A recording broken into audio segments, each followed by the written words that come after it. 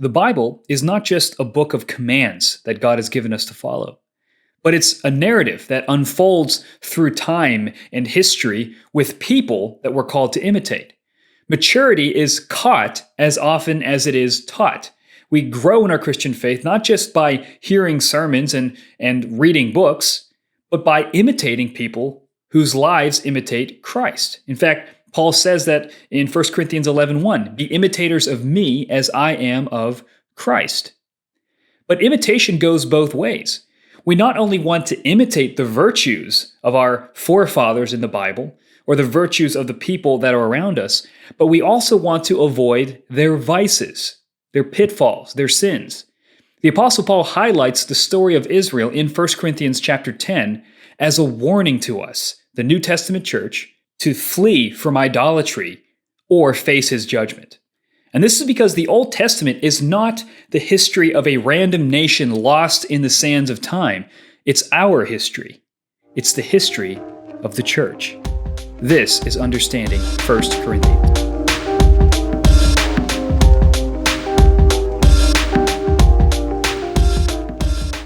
In 1 Corinthians chapter 10, Paul continues in dealing with a practical issue happening in the church at Corinth. Certain persons have elevated their status as enlightened because they possess knowledge that idols are not real gods.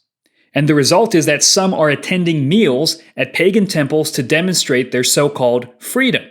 As long as they know it's fine, who cares? Well, apparently God does. He cares not only for the weaker brother whose conscience is destroyed by seeing you eat meat offered to idols in a temple, but also eating meat offered to idols in a temple is bad for you because it is fellowship with demons. So you enlightened people need to be enlightened yourselves to the fact that you too can fall into idolatry. You too must flee from the things that Old Testament Israel was called to flee from. And so the rule for Christian freedom is not what am I allowed to do, but what is best for my neighbor, and ultimately, how do I do this to the glory of God? Listen to 1 Corinthians chapter 10. For I do not want you to be unaware, brothers, that our fathers were all under the cloud, and all passed through the sea, and all were baptized into Moses in the cloud and in the sea, and all ate the same spiritual food, and all drank the same spiritual drink, for they drank from the spiritual rock that followed them, and the rock was Christ. Nevertheless, with most of them God was not pleased, for they were overthrown in the wilderness. Now these things took place as examples for us, that we might not desire evil as they did. Do not be idolaters, as some of them were. As it is written, the people sat down to eat and drink and rose up to play. We must not indulge in sexual immorality, as some of them did, and 23,000 fell in a single day. We must not put Christ to the test, as some of them did, and were destroyed by serpents, nor grumble, as some of them did, and were destroyed by the destroyer. Now these things happened to them as an example, but they were written down for our instruction, on whom the end of the ages has come. Therefore, let anyone who thinks that he stands take heed lest he fall. No temptation has overtaken you that is not common to man. God is faithful, and he will not let you be tempted beyond your ability, but with the temptation he will also provide the way of escape that you may be able to endure it. Therefore, my beloved, flee from idolatry. I speak as to sensible people. Judge for yourselves what I say. The cup of blessing that we bless, is it not a participation in the blood of Christ? The bread that we break, is it not a participation in the body of Christ? Because there is one bread, we who are many are one body, for we all partake of the one bread. Consider the people of Israel. Are not those who eat the sacrifices participants in the altar? What do I imply then? That food offered to idols is anything, or that an idol is anything? No. I imply that what pagans sacrifice, they offer to demons and not to God. I do not want you to be participants with demons. You cannot drink the cup of the Lord and the cup of demons. You cannot partake of the table of the Lord and the table of demons. Shall we provoke the Lord to jealousy? Are we stronger than he? All things are lawful, but not all things are helpful. All things are lawful, but not all things build up. Let no one seek his own good, but the good of his neighbor. Eat whatever is sold in the meat market without raising any question on the ground of conscience. For the earth is the Lord's and the fullness thereof. If one of the unbelievers invites you to dinner and you are disposed to go, eat whatever is set before you without raising any question on the ground of conscience. But if someone says to you, "This has been offered in sacrifice," then do not eat it, for the sake of the one who informed you, and for the sake of conscience. I do not mean your conscience, but his. For why should my liberty be determined by someone else's conscience? If I partake with thankfulness, why am I denounced because of that for which I give thanks? So whether you eat or drink or whatever you do, do all to the glory of God. Give no offense to Jews or to Greeks or to the church of God, just as I try to please everyone in everything I do, not seeking my own advantage, but that of many, that they may be saved. Be imitators of me as I am of Christ. Paul begins by connecting the New Testament church with Old Testament Israel with the word example, or in the Greek, typoi. Now, that could be translated to English as type. So a type is like a shadow. If you think about a shadow, what does it do? It provides the outline of a person, but is not the person itself. And a shadow is meant to draw your eyes to the substance of a person. And in the same way, Old Testament Israel is a type, a shadow that points to the substance of Christ. And this is why Paul mixes New Testament language with Old Testament realities. The Israelites were baptized into Moses by the Red Sea, and they consumed spiritual food and water, a reference to the Lord's Supper, by Christ, the rock. And Israel was delivered by signs and wonders out of Egypt. And within a week, what did they do? They crafted a golden calf and rose up to play, which is a euphemism for sexual immorality. God is a jealous God, and idolatry is spiritual adultery. And the God who killed 23,000 Israelites in a single day and sent fiery serpents as a judgment against their grumbling is the same God who dwells among you. So the connection is clear that Old Testament Israel continues in the New Testament church in the way that a shadow points to the reality. And now that we are in the reality, now that we see Christ fully, whereas the Old Testament Israelites only saw him through symbols and types, the judgment is even greater, right? The same God who was there with the Israelites in the wilderness is the same God who dwells with us, and that God is Christ. So, Israel's story is our story, but also their consequences serve as our warnings. Do not make their mistake. Stay away from the pagan temples. Paul even says that the narratives in the Old Testament were written as an example for us. They were written down for our instruction. Verse 11, on whom the end of the ages has come. In other words, as the New Testament church, we are in the final phase of God's plan for redemption, right? This is the last event before the coming of Christ, the church age, you could call it. And so, Paul is saying that what happened before is an instruction for us living in this final age, this final period of redemptive history. So the warning is, don't be proud. Let anyone who thinks that he stands take heed lest he fall, right? You are just as susceptible to the temptations of Old Testament Israelite as the Old Testament Israelites were, so you need to be on guard. They weren't on guard. Look what happened to them. Don't let that happen to you. But a tension arises in this text.